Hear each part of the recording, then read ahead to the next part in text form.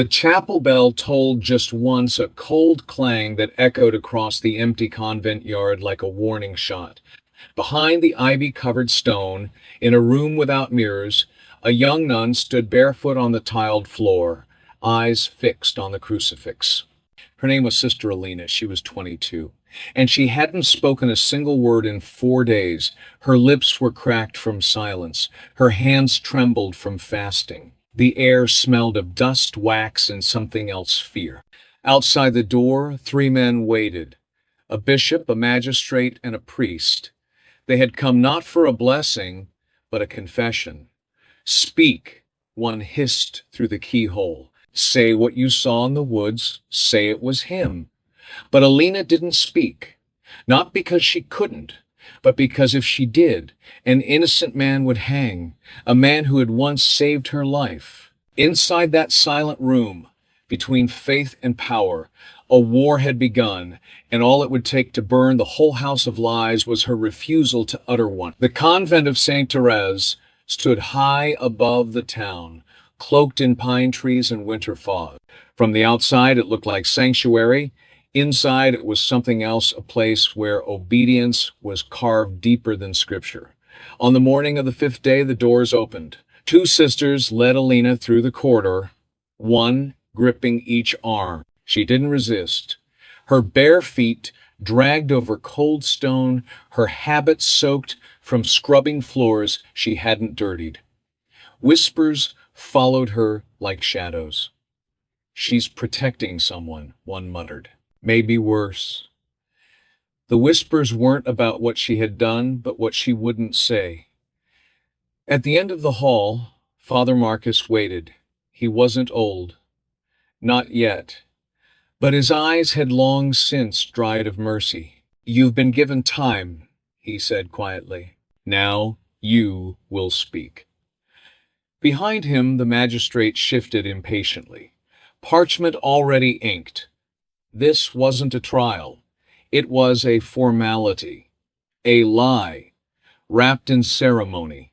"State what you witnessed," Marcus pressed. "The heretic met you in the woods. You saw him curse the cross. You saw him bury something foul. You told Sister Miriam he carried bones." Alina remained still. What they said wasn't entirely untrue. A man had met her in the woods. But he hadn't cursed anything. He had healed a broken bird in his hands, then vanished into the trees. He wore no collar, no name, only kindness. And in that moment, he had looked more like a disciple than any man she'd met behind those walls. The truth was simple, but the truth didn't serve them. Father Marcus leaned closer. "Your silence is betrayal," he warned, "of your vows, your God, your sisters." Alina looked up slowly. Her lips parted, just enough to breathe. Then she turned to the magistrate and shook her head once. No words, just defiance. The reaction was swift. A nod, a signal. Guards moved. She was taken not back to her room, but beneath the convent, into the stone crypts once used for plague dead. They locked her in with a single candle and a loaf of bread. If they couldn't make her speak, they'd starve her truth into dust. The air beneath the convent was thick with rot and memory. Stone walls pressed in on every side, damp with the breath of centuries. Rats whispered in the corners. Time moved slower there, like a punishment. But Alina did not cry. She prayed. Not aloud, not to be saved, but for strength to endure, to remember, to remain unbroken. Above her, the scandal spread like oil on water. The man they wanted her to name had no name on record. A stranger, a vagrant, they said, dangerous, they insisted. But no one had seen him since that day in the forest, and without Alina's word, they had no rope to hang him with. Still, the church needed a resolution, and the bishop grew nervous. To silence a girl was one thing, but to have her silence speak louder than any confession that was dangerous. So they brought in someone she trusted, Sister Miriam, older, wiser. The only woman in the convent who had once been a mother before her children died in fever and she took the veil to bury the grief. Miriam had cradled Alina's face when she arrived as a child orphaned by fire. She had braided her hair, taught her to read the Psalms, and whispered stories of saints who had bled for truth. Now Miriam knelt beside the iron door of the crypt. "Please," she whispered through the grate, "say you saw it. Just say something. They're afraid. They think this man threatens doctrine, that he's a false prophet. You don't have to believe it. Just let them believe you do." Alina didn't answer. Tears welled in Miriam's eyes.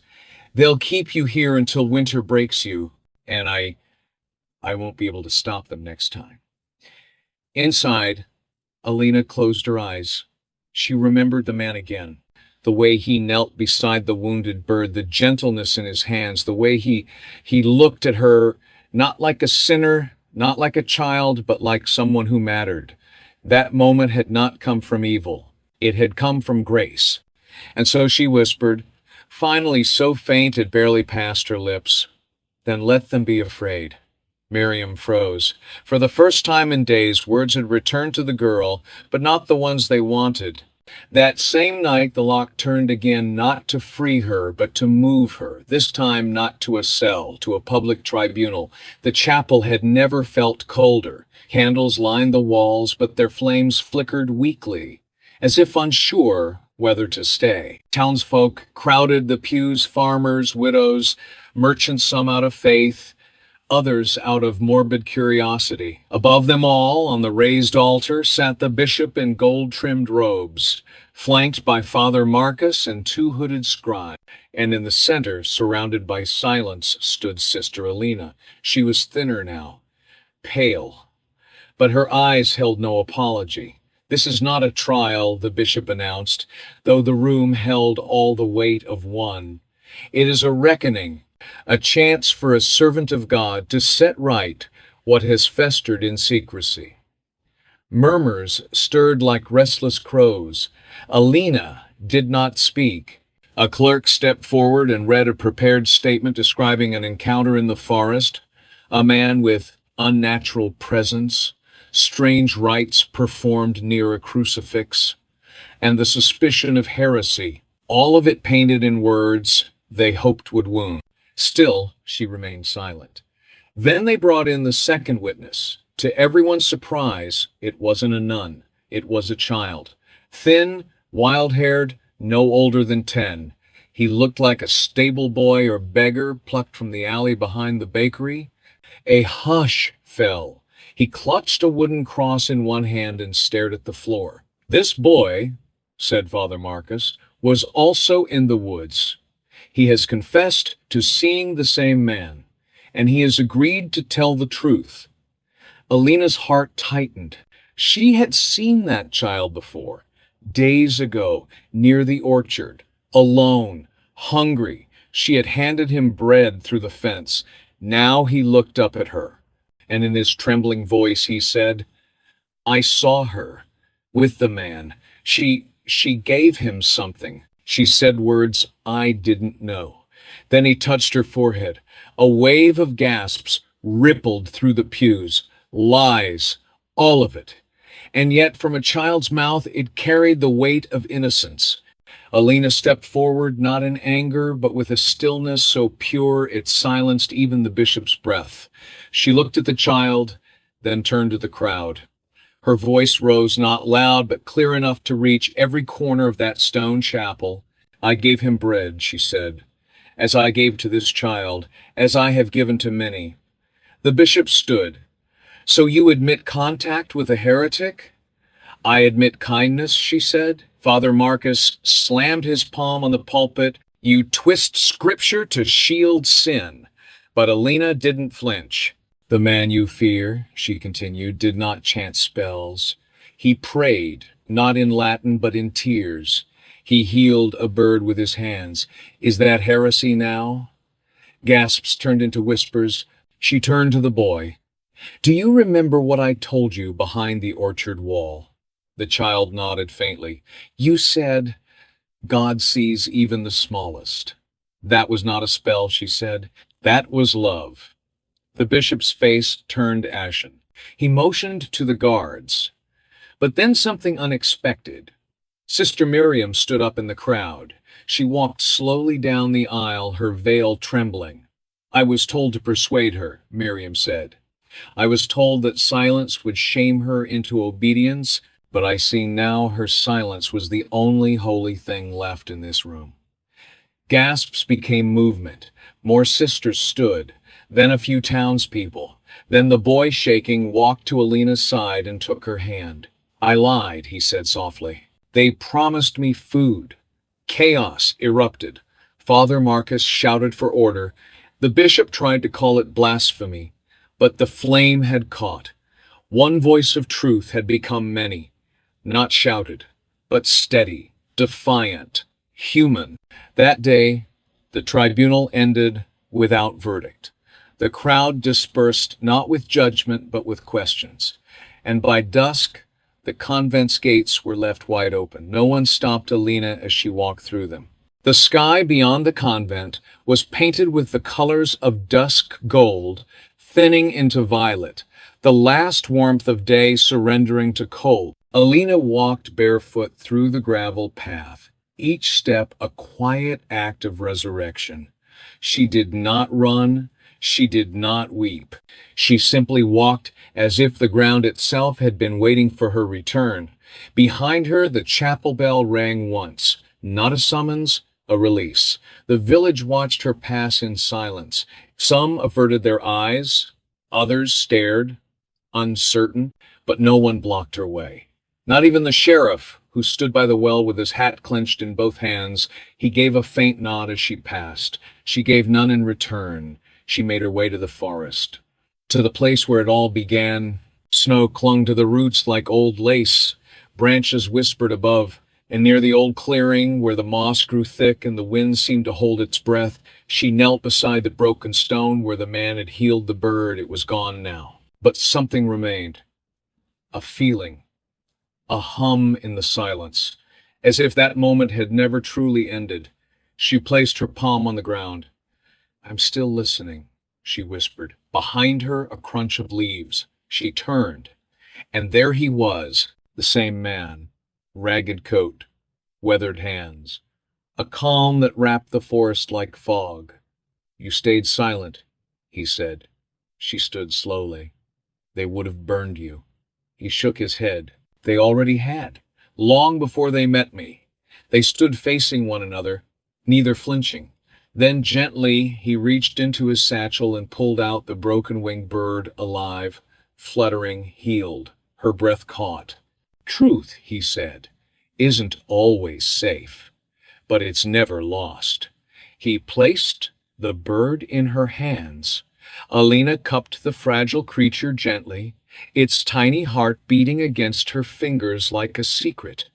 The man watched her, but not with ownership, only recognition, as if he too had once been held this way by truth. They'll come after you again, she said softly. He nodded. That's the way of things. But now they'll have to look people in the eye when they do. For a long moment, nothing passed between them but breath and winter wind. Then he turned to leave. Wait, Alina said. He paused. I never learned your name. He smiled sadly, kindly. Names are for stories. What matters is what we choose to be in them. And with that, he disappeared into the trees once more. She watched until the forest swallowed him whole. That night she returned not to the convent but to the town's edge, where an old widow took her in. Alina traded chores for bread, prayers for silence, and slowly the color returned to her skin. She spoke little, but when she did, people listened, not out of obligation, but reverence. A month later, the bishop was recalled to the city. Father Marcus resigned quietly. No reason was given. The chapel stood mostly empty on Sundays after that. The townsfolk, once eager to be told what to believe, began asking their own questions. Some returned to scripture, others to the woods, and as for Alina, she became a midwife, a keeper of small miracles. She worked with her hands, healed with her silence, and taught every child she met the same words she once whispered in darkness. Let them be afraid, not of faith, but of love ungoverned. Because nothing frightened the powerful more than a soul they couldn't bend. And in that quiet resistance, she found something holier than any sermon. Freedom in the quiet corners of history, where records fade and names are forgotten. Stories like Alina's endure not through ink or scripture, but through the echo they leave in the hearts of those who listen. Because courage doesn't always shout. Sometimes it kneels in a crypt, starving, and says nothing. Sometimes it walks barefoot past hatred, unblinking. Sometimes it simply refuses to lie. Alina never wrote a book. She never wore a crown.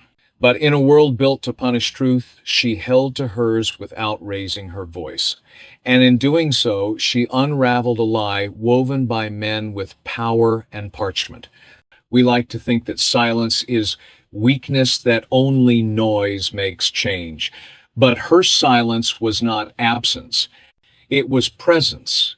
It was the sound of something immovable, the space where lies could not grow. She reminded us that sometimes the most powerful word is the one you refuse to say. That when fear demands obedience and justice wears the robes of control, a single soul anchored in truth can shake the foundation of an entire order. And though her story may never find its way into the stained glass of cathedrals or the margins of holy texts, it lives on wherever one heart chooses love over fear, dignity over safety, and truth over approval. So if ever you are asked to betray your own light, remember her. Remember that silence, when it holds truth, is not surrender. It is defiance. And defiance, when rooted in love, becomes sacred.